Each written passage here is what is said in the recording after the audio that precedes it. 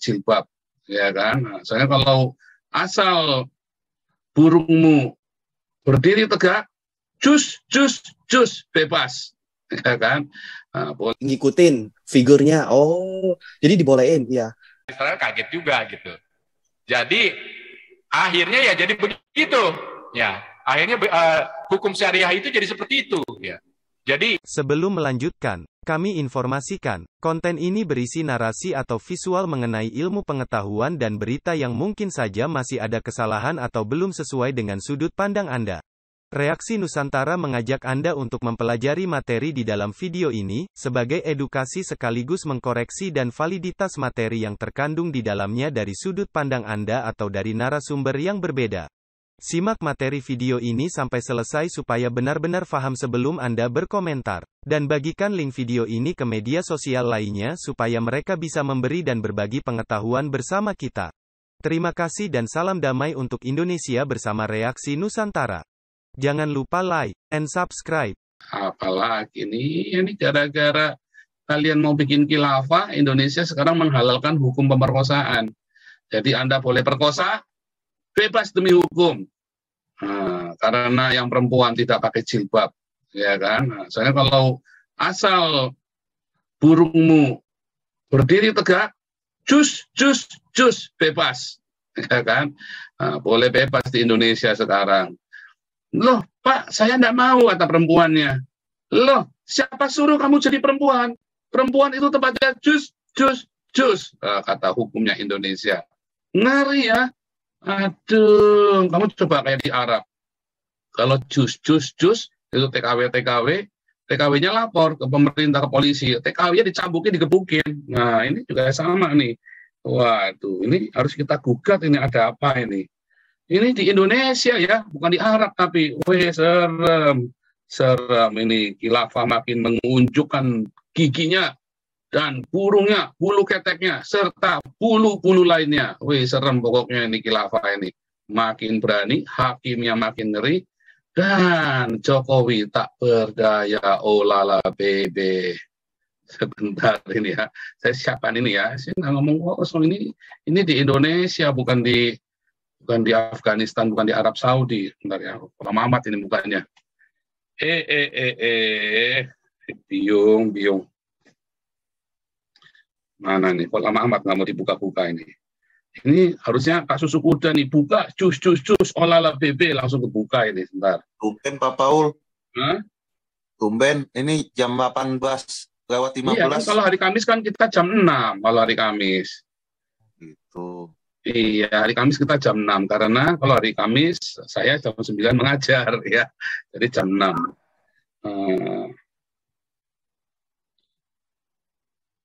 Bentar ya, ini kok nggak mau ini, bahaya ini, ada apa ini? Tuh, ya udahlah, ini saya dapatnya aja dah. Wih, serem kali ini. Aduh, apa ini? Nggak ada nih, saya share ya. Ini Indonesia ya, ini Indonesia, bukan di Arab Saudi, bukan di negara-negara lain. Ini Indonesia. Ngikutin figurnya. Oh, jadi dibolehin, ya. Parah itu semuanya, apalagi belakangan ini lagi ngetren ya. Ada, kalau nggak salah saya ngelihat ada artikel atau apa ya, di mana satu grup mereka membolehkan untuk para poligami. Jadi mereka grup itu mewacanakan untuk pria-pria ikut poligami. Menurut saya itu benar-benar luar biasa kacau sih. Kalau Indonesia ini mereka dijanjikan janji-janji surga. Kamu boleh poligami di Indonesia, nanti kamu di surga istri kamu berempat. Di Indonesia istri kamu boleh 4, nanti kamu di surga istri kamu ada 40. Semuanya diberikan janji-janji surga. Pria hidung belang mana yang nggak mau? Jadi mereka melandaskan hawa nafsu, seks, semuanya untuk iming-iming ke surga. Makanya mereka dari yang orang-orang yang kurang berpendidikan tertarik. Oh, jadi kalau saya di surga, saya bakal banyak istri. Iya, janji-janji surga itu semua orang-orang yang Islam yang pengen membuat orang-orang jadi kayak mabuk kepayang gitu. Karena semuanya janji-janji surga. Di balik itu ya mulai bumbu-bumbu khilafah dimulai. Bumbu-bumbu khilafah itu semua diberikan. Jadi menurut saya sih di Indonesia ini apalagi sekarang lagi ngetren ya sinetron apa sih yang kemarin Susu Kuda sempat bilang ya, sinetron yang lagi Facebook di Indonesia rame itu, satu istri punya anak 4, terus dari itu apa ada lagi satu yang umurnya 15 tahun. Ini semuanya tuh di Indonesia ini semuanya udah diskenariokan sih seperti itu. Belum lagi seperti Pak Paul bilang tadi, yang di Saudi Arabia segala semuanya pulang hamil nggak tahu kemana. Tuh lihat tuh Arabnisasi tuh, buktinya orang-orang yang TKW yang di Arab Saudi semuanya disiksa. Mana ada mereka baik sama kita, kitanya aja jilat pantat mereka semua. Makanya dari itu, mulai dari sekarang kita tuh harus sadar orang-orang Indonesia kalau bahaya itu mengancam Indonesia dengan banyak janji-janji surgawi. Oleh karena itu sih menurut saya kita sebagai warga Indonesia sih harus sadar sih. Kita udah mulai memberitahu tetangga-tetangga kita, mengedukasi mereka, memberitahu mereka, nah ini bahaya nih, ini semuanya udah menuju ke khilafah ini semua. Kalau dibiarkan begini terus bisa hancur ini. Nafsu di mana-mana. Terus kalau nggak salah ajaran di mana perempuan itu mesti apa ya? Kalau saya nggak salah ya, kalau perempuan Islam itu di nomor 2 kan ya, mereka tuh benar-benar tuh ibaratnya di derajatnya itu direndahkan daripada pria. Terus saya heran lagi ya, satu hal lagi sih, saya tahu banyak antrian sih. Saya heran di luar negeri kasus pemerkosaan dikit loh. Di luar negeri kenapa di pemerkosaan di Indonesia banyak ya? Padahal mereka melarang loh. Secara undang-undang dasar melarang, secara agama melarang, tetapi justru banyaknya di Indonesia. Saya heran banget. Padahal di luar negeri jarang loh. Padahal film porno apa tetap buka bebas. Nggak ada tuh dilarang apa Menko Infonya tutup-tutupin. Di Indonesia malah semakin ditutup semakin banyak cara, makin kurang ajar semua. Terus ujung-ujung ya dilepasin begitu aja. Kacau sih. Itu aja sih menurut bagi saya, Pak Paul. Terima kasih ya. Ya. Serem lah. Ini sebenarnya sudah pernah kita bahas di sini ya. Nah, dulu narasumbernya Pak Susu Kuda ini dulu. Mengapa di Indonesia itu kasus perkosaan bisa tinggi? Mengapa di Arab walaupun ditutupin, pada kenyataannya kasus perkosaan di Arab itu tinggi loh. Tinggi banget.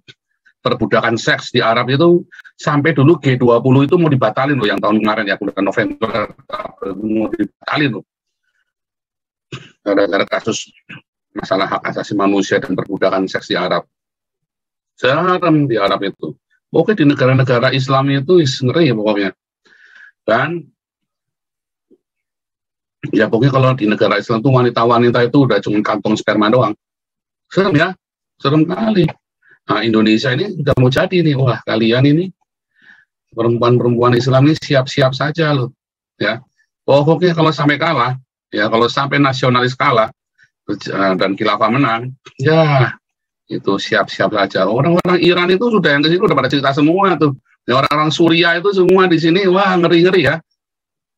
Ada anak umur 15 tahun, anaknya udah rembel.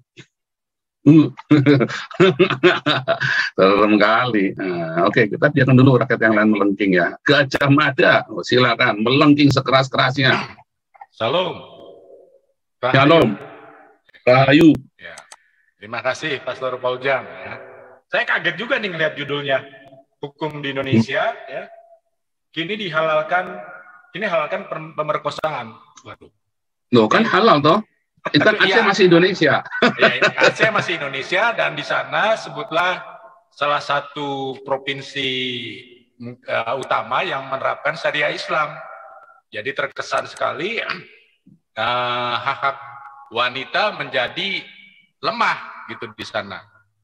Jadi memang Indonesia itu masih punya konflik ke dalam, maksudnya masih sebutlah berjuang dalam melawan ideologi ya seperti itu yang sebenarnya turunan dari ideologi khilafah. Nah, sekalian promosi ya, setelah channel ini Pak Susu Kuda belum muncul ya. Nanti dia akan memimpin channelnya ya 915. Menara sumbernya saya ya, gitu di situ dengan judul judul temanya itu konflik regional ya, dilihat dari kacamata ekonomi dan industri ya. Tapi kira-kira ya apa yang nanti akan saya arahkan adalah bahwa ketika Indonesia masih seperti ini ya, seperti sekarang, bahwa khilafah menjadi problem, ya kita akan habis dalam konflik tersebut, ya. Karena masalah khilafah ini benar-benar membebani rakyat Indonesia, membebani reformasi, membebani demokrasi untuk membuat Indonesia bisa melejit, ya, di dalam ekonomi atau industri, setidaknya mengalahkan persaingan dari negara-negara tetangga, ya, regional. Mungkin saya ingin jelaskan secara behind story, mengapa kok khilafah itu kayak begitu gitu ya, syariah itu kayak begitu ya. Sekedar supaya kita tahu semua ya, baik yang di Zoom ini atau yang menonton di YouTube ya, sebenarnya mereka melihat bahwa seks itu atau bertambah banyak keturunan ya adalah senjata. Ya. Saya lihat Israel, saya berikan contoh Israel. Israel ini saat ini dalam konteks Benyamin Netanyahu sebagai Perdana Menteri Israel ya, genting dalam waktu mungkin hari ini ya terakhir ya, apa deadline-nya ya. Jadi bisa saja dia lengser karena koalisi dia, sebenarnya koalisi dia itu salah satunya adalah ultra kanan ya, garis keras yang lebih keras daripada Benyamin Netanyahu ya, ideologinya. Tetapi rupanya karena kebencian yang lain terhadap Benyamin Netanyahu, dalam hal ini salah satunya adalah Partai Arab ya,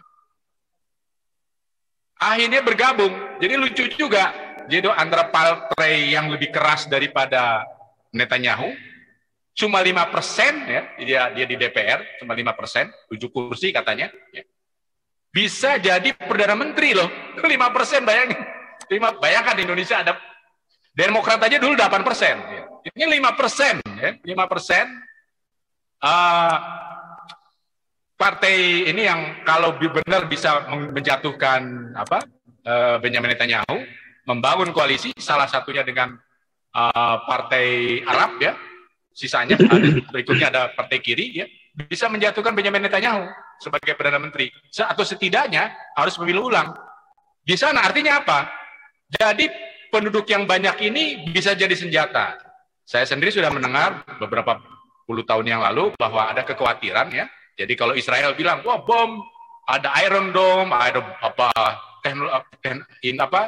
teknologi industri militer yang canggih, tahu-tahu mereka bilang, kita bisa kalah loh dengan teknologi sederhana, gitu. Apa namanya? Bom anak, dia bilang. Waduh, saya waktu baca artikel tersebut terkait dengan Israel kaget juga, gitu. Jadi akhirnya ya jadi begitu, ya. Akhirnya hukum syariah itu jadi seperti itu, ya. Jadi behind story atau logik dari muslim ya, itu seperti itu, bahwa anak itu atau punya anak banyak itu adalah salah satu senjata atau bom yang lebih canggih daripada peralatan industri militer yang modern gitu. Jadi itulah sebabnya channel-channel seperti ini ya, kita perlu mengedukasi ya bahwa itu tidak benar ya. Dan saya pun nanti mungkin akan bicara bagaimana kalau masih berpikir seperti itu, maka reformasi dan demokrasi akan dibajak. Karena pada dasarnya, sekalipun menang, ya, Muslim semua misalnya, ya, faktanya itu bisa berkelahi antara mereka sendiri, antar mazhab, gitu. Apalagi tidak mungkin di Indonesia yang memang penuh dengan kebinekaan, memang dasarnya seperti itu, ya, dengan wawasan kebangsaan, ya. Tidak mungkinlah disamakan seperti itu. Sejak Indonesia merdeka, bahkan sejak zaman Majapahit sebenarnya. Kita begitu toleran, Islam boleh masuk gitu. Kemarin kita belajar sejarah Majapahit, boleh. Tapi mereka tidak sadar bahwa Islam itu di dalam bisa melakukan kudeta. Ya, membunuh anak, bisa membunuh bapaknya ketika bapaknya dibilang kafir. Waduh, akhirnya Majapahit menjadi kerajaan vassal, itu kerajaan yang harus memberikan upeti kepada Demak gitu kan. Jadi ya kira-kira seperti itu ya, saya ngomong mau agak lebih luas ya, behind story dari mengapa mereka seperti itu, hukum syariahnya agak aneh, nggak kompatibel ya. bahkan nggak akan membuat Indonesia ya di era milenium ini akan maju gitu. Dan itu tantangannya, sehingga saya katakan ya, bukan mungkin bahwa channel seperti ini adalah channel yang akan menghambat atau mengedukasi masyarakat Indonesia supaya jangan seperti itu. Sehingga pemerintahan Jokowi ya, yang mungkin tadi banyak dikritik oleh Pastor Paul Jang ya, dan saya juga pernah mengkritik. Jadi sebenarnya ini yang lebih penting dulu Bapak Jokowi, baik itu mengedukasi masyarakat supaya punya wawasan kebangsaan, supaya hal seperti tadi ya jangan menjadi bom anak itu sebagai satu senjata yang akan membuat Indonesia sebagai negara itu terpuruk. Begitu. Nah, mungkin nanti di sana, nanti di channelnya Pak Susu Buddha saya akan jelaskan lebih detail. Terima kasih Pastor Paul Jang. Ya. Oke, lanjut rakyat jelata berikutnya Pak Cece. Belum. Salam. Satu batang 4 lubang. Satu batang 4 lubang. Artinya lo. Satu batang 4 lubang, tahu nggak artinya apa? Oke. Sikat WC. Lanjut. Sikat WC kan, satu batang 4 lubang kan, kalau kamar mandinya 4. Satu batang itu satu penis. 4 lubang itu 4 vagina, Pak Paul. Loh, jorok amat itu dulu sikat WC kan sama saja sikat WC. Masukkan ke toilet satu-satu kan dikorok-korok lubangnya. Oke lah, balik ke topik ini masalah pemerkosaan ya Pak Paul ya. Jadi begini Pak Paul, ini sebenarnya ada juga berita mengenai pemerkosaan. Jadi pernah saya baca itu berita baru minggu ini dah kalau nggak salah. Jadi itu diperkosa, ya kan, perempuannya diperkosa. Terus si tersangkanya bikin begini Pak Paul, udah deh saya nikahin aja kamu dah, tapi tolong jangan kasusin saya secara pidana, jangan kasusin saya ke kepolisian gitu Pak Paul. Jadi seolah-olah itu ada bargaining kayak gitu loh. Bisa aja kan nanti kan ini perempuannya dikawinin, taruhlah dia dikawinin 2 tahun, setelah itu dia diceraiin. Untung kan lakinya, daripada dia mesti di penjara gitu, taruhlah kena vonis 6 tahun, cuma dinikahin 2 tahun aja udah bisa digenjot. Kalau udah bosen tinggal diceraiin, dia nggak ada kasus pidana lagi, iya nggak sih? Oke, balik ke yang lain dulu aja Pak Paul. Halo? Jangan-jangan itu memang minta diperkosa lagi. Enggak. Oke, lanjut dulu, ngawur lu. Udah ngawur nih ceritanya. Oke, Kalisolisoy, silakan. Kalisolisoy. Ya, shalom. Ya, Bolulisoy. Ya, Pak Paul. Ini salah satu tragedi hukum Indonesia menurut saya. Ya, luar biasa kejahatan ya bagi wanita ya Pak ya. Pemerkosa jauh lebih baik dibunuh daripada diperkosa atau pelecehan seksual lainnya ya. Ini bagi kami para wanita. Jadi ini kita kalau wanita yang normal ini pasti marah dan antara marah dan dibilang ya kasihan dengan keluarga si anak gitu ya. Marahnya itu bukan hanya sama si pemerkosa yang kabarnya kalau nggak salah itu salah satunya ayahnya ya Pak ya. Ayah si anak dan pamannya ada 2 orang kan. Nah, itu marahnya kita itu bukan hanya sama yang pemerkosa ini, biadab, bangsat biadab seperti yang dibilang Pak Paul inilah itu bangsat biadab itu, ya. marahnya kita bukan hanya sama pemerkosa, tapi juga orang-orang yang telah membenarkan secara tidak langsung kelakuan pemerkosa ini. Siapapun itu, ya, siapapun yang terlibat membebaskan pemerkosa ini, kita marah dengan itu, ya. Ini apa ya? Saya ini ya melihat ini, saya pas baca ini, gimana ya, kita pingin nangis rasanya gitu ya. Jadi kalau wanita yang normal, ibu yang normal ya, itu pasti merasa tersakiti walaupun itu bukan anaknya Pak Paul. Ya, walaupun itu bukan anaknya, kita bayangin ya. Aduh, itu mengerikan sekali loh Pak, traumatiknya si anak itu Pak, dan ibunya itu, keluarga itu. Ya, jadi kalau ada wanita, seorang ibu yang menganggap itu wajar atau tidak, apa ya, tidak bergetar hatinya atau tidak merasa sakit hatinya, itu pantas dicurigai memang sudah kelainan juga gitu loh. Jangan-jangan kelainan seks juga gitu loh. Karena hanya orang-orang yang punya kelainan seks yang bisa melakukan ini, Pak. Ya, saya baru-baru ini juga kenal dan dapat kesaksian dari seorang teman murtadin ya, Pak ya. Itu waktu masa kecilnya juga mengalami hampir ya. Jadi hampir mengalami pemerkosaan dari ayah kandungnya sendiri, dan itu sangat menyakitinya, traumatiknya hampir seumur hidupnya, Pak.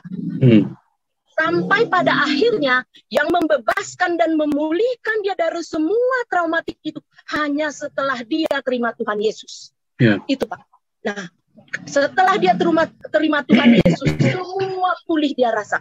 Jadi orang-orang seperti ini, pemerkosa seperti ini pantas disebut bangsat biadab, Pak. Biadab. Ya. Jadi ibu-ibu yang dari Aceh, di Aceh sana, ya, kalau ingin terbebas dari, saya anggap ini kutuk dosa seks, ya.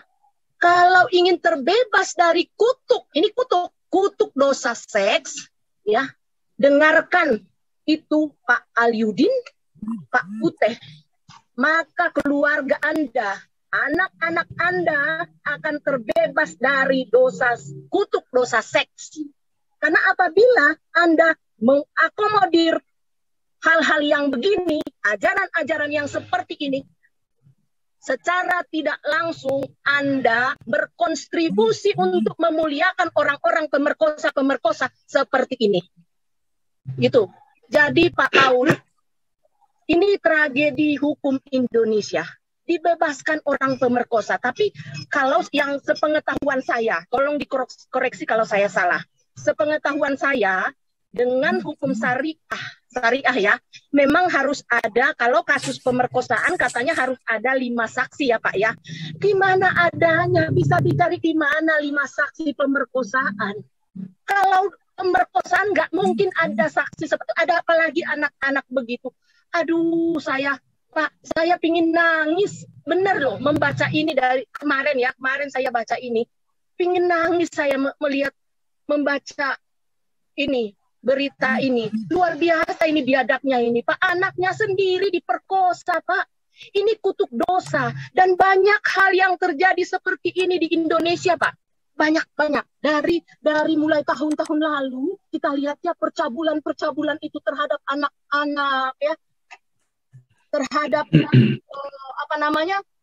wanita. Banyak sekali, gitu. Dan ini sebenarnya pantasnya dihukum mati.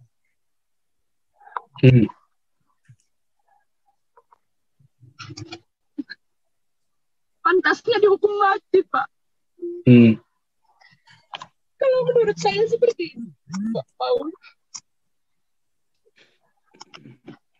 Luar biasa kejahatan pemerkosaan ini, Pak Paul. Ini traumatik seumur hidup orang, Pak. Pelecehan seksual itu adalah traumatik orang seumur hidupnya. Jadi lebih baik dihukum, dibunuh langsung daripada diperkosa. Itu buat wanita yang normal, kecuali sudah tidak normal, sudah menikmati apa yang namanya kelainan seks. Karena banyak orang sudah seperti itu di Indonesia ini, Pak. Dengan wanita-wanita yang mau dipoligami, yang mau dikawin siri, kawin muta, itu adalah kelainan seks. Ya. Itu kalau menurut saya, Pak Paul. Jadi sebenarnya ini tragedi hukum. Betapa memalukannya. Ya, memalukannya si pemerkosa dilepaskan. Luar biasa tragedi ini, Pak. Terutama buat kami para wanita. Luar biasa yang dilakukan. Jadi bukan hanya pemerkosa ini yang kalau Tuhan mendengar, bukan hanya pemerkosa itu yang akan dihukum oleh Tuhan, dimurkai oleh Tuhan, tapi juga orang-orang yang terlibat membebaskan si pemerkosa. Itu aja, Pak Paul. Thank you, Pak. Luar biasa. Ya, sebetulnya kalau ada anak diperkosa sama bapaknya sendiri atau pamannya sendiri, itu tuh ngeri sekali loh. Anak ini bisa gila loh. Dan merusak lebih dari sekedar cuma masalah perawan atau masalah ini ya, itu jiwanya rusak loh, karena itu bapaknya sendiri yang harusnya melindungi dia, itu adalah pamannya sendiri yang harus melindungi dia. Nah, wah itu ngeri sekali. Lalu dia kan kehilangan banyak hal tuh, ya, bahkan dia bisa jadi jahat juga, ya, ngeri. Saya tahu perasaannya kali-kali begitu ya. Makanya saya bilang, kalau di Belanda yang begitu-begitu tuh, wah bisa dihukum mati tuh malah tuh. Kalau di Eropa itu, ya, bisa dihukum mati. Merkosa anak sampai begitu, apalagi itu orang tuanya sendiri ya, yang merkosa itu. Nah, di Indonesia dibebasin. Katanya syariat Islam, memang agama edan. Ya, ya, lanjut dulu nih, Pak Endro Verleso. Silakan. Ya, terima kasih Pak Paul. Shalom buat teman-teman semua. Shalom. Saya awali dengan 2 kata.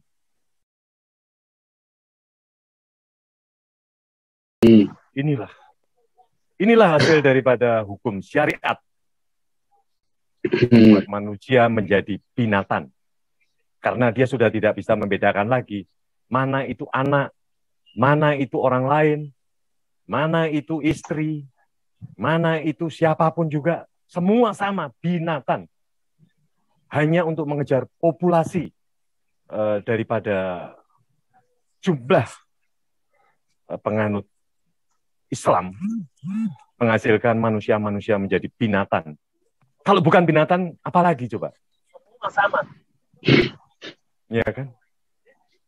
Kalau dia manusia, dia bisa membedakan, tak? Siapa itu anak, keponakan, saudara yang berhubungan dengan darah. Tapi kalau dia binatang tidak tahu. Itu anak dikawin sendiri, saudara dikawin sendiri. Dia luar biasa. Saya cukup terbawa emosi juga dengan keadaan ini, Pak. Kita sebagai orang tua yang mempunyai anak-anak perempuan, kita itu melindungi. Orang lain pun kalau diperkosa kita lindungi. Ya. Itu kalau saya ketemu dengan orang yang memperkosa itu, mungkin saya bunuh duluan. Itu sifat saya. Teman laki aja diganggu, saya libas, apalagi kalau wanita. Gila ini enggak. Dia lupa bahwa dia dilahirkan dari seorang ibu, dan ibu itu adalah wanita juga. Begitu agungnya wanita, dia tidak tahu. Wanita itu begitu repotnya. Kalau melahirkan, dari dia hamil 9 bulan sudah merupakan suatu siksaan. Sampai dia melahirkan taruhan nyawa. Sampai anaknya lahir pun juga dia mesti was-was kesehatan dianya. Wah, memang. Saya lihat kebiadaban mereka, dan mereka menjadikan syariat ini menjadi binatang. Kita lihat dari mereka yang salah.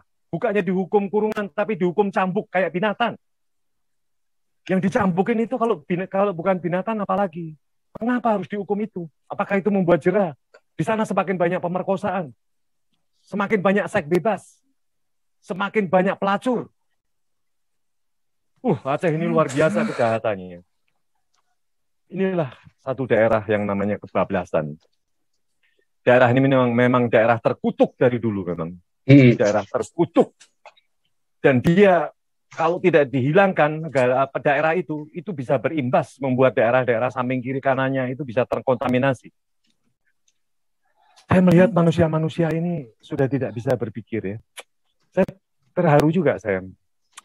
Susah saya berbicara masalah kayak begini. Tadi begitu saya membaca, aduh. Pak Paul juga merasakan, saya merasakan. Merasakan, luar biasa. Mereka ini apa ya? Biadab, kalau biadab itu nggak bisa berpikir, Pak. Orang bukannya pandai. Dia tidak tahu. Siapa yang harus dicintai, siapa yang harus dilindungi. Itulah, lanjutkan Pak Paul. Saya bilang, binatang hasil daripada hukum syariat di Indonesia ini mau dibuka lagi hukum syariat. Mau dikembangkan lagi khalifah-khalifah di Indonesia. Inilah hasilnya. Contoh soal. Itu kalau ketemu dengan saudara, misalkan ada yang digituin, kita jadi ikut-ikutan pengen masuk penjara. Maling apa kayak masuk penjara, di dalam kita potong titiknya itu. Ya kan, itu manusia-manusia yang tidak tahu apa sih enaknya. Berapa lama sih dia berbuat begitu? Yang dilukai itu seumur hidup. Yang dilukai seumur hidup kita tahu kok. Kenapa dia tidak jajan? Kenapa dia tidak jajan? Apa dia tidak punya uang untuk jajan? Inilah manusia-manusia biadab, binatang. Kalau biadab masih belum kejam. Binatang. Manusia kalau sudah kayak binatang ya begitu itu. Terima kasih Pak Paul, ini repot juga nih kita ketemu dengan kasus-kasus kayak begini, ini memang harus dibuka. Iya, mengganggu. Ini bagaimana sih? Ngeri ya. Apakah ini juga dia ikut dengan mengikuti junjungannya, mengikuti nabinya? Apakah nabinya juga begitu? Mengapa harus diikutin? Saya bilang ini, aduh, kebiadaban turun-menurun ini namanya.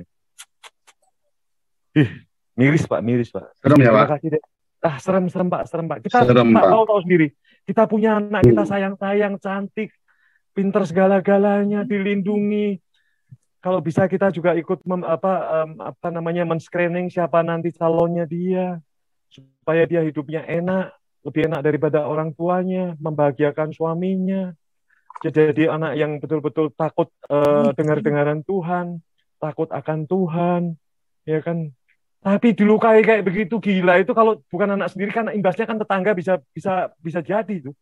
Manusia-manusia itu kalau beredar di Jakarta bisa, aduh. Atau dia takut memperkosa tetangganya, diperkosa anak sendiri, Pak. Wah, itu lebih geblek, Pak. Gitu mental bajingan itu, Pak. Bajingan, penakut, biadab, binatang, Pak. Itu manusia penakut namanya. Binatang, biadab, bajingan, apalagi enaknya. Manusia-manusia begitu itu. Miris, Pak, miris. Saya bilang ini, Pak Paul mengangkat kayak begini, jadi kita moga-moga supaya pemerintah mendengar. Mesti digubrak-gubrak ini, Pak. Ini hakim yang memutuskan, ini hakim MA-nya ini yang harus diaudit ini nggak benar ini. Ada sesuatu yang salah ini, pasti terima duit ini. Ya bukannya terima duit, Pak. Dia kalau ikut-ikutan syariat bagaimana? Kalau di dalam syariat yang dibilang kanon itu dia nggak ada gimana? Kalau itu memang membebaskan mereka yang memperkosa bagaimana, Pak? Menghalalkan. Sama kalau agama gitu ya, kayak di Arab ya, memerkosa itu tidak diharamkan. Yang salah yang perempuan yang diperkosa atau kalau yang di Arab kan? Iya. Bapak lihat Pak, TKW saya suka melihat di TV itu TKW begitu kan disorot satu-satu itu membawa anak kecil loh, gila. Iya. Anak kecil semua dibawa Pak, 1, 2. Saya bilang ini mengapa jadi begitu? Saya bilang Indonesia ini bagaimana pengekspor terbesar di dunia TKW yang menjadikan mereka jadi cuman seks aja, penjajah seks semestinya, penjajah seks yang diekspor, bukan tenaga kerja, itu tenaga tunasusila itu namanya. Apa itu? Tapi ada juga yang bagus, yang baik-baik bagus. Kalau saya mendengar mereka yang arahnya ke daerah Hong Kong ya kan. Coba kalau Pak Paul ke Hong Kong itu kita jalan-jalan ke Victoria itu ya, Park ya. Di sana kita lihat ada kebebasan, mereka liburan, mereka bisa berkumpul, mereka bertukar pikiran, mereka bisa belajar. Akhirnya mereka banyak yang ikut kepada Yesus. Banyak juga yang ikut kepada Yesus. Karena dia ikut majikannya pergi ke gereja, pertumbuhan di Hong Kong kan cukup besar untuk Kristen. Saya melihat mereka pandai, tapi kalau begitu ketemu orang Arab, Pak, aduh ampun deh, mendingan dia ketemu orang Cina deh, atau siapa deh. Saya bilang itu, aduh miris Pak, miris. Apalagi kalau punya anak perempuan cuma 1 kayak Pak Paul gitu, kayak saya, haleluya, ngeri.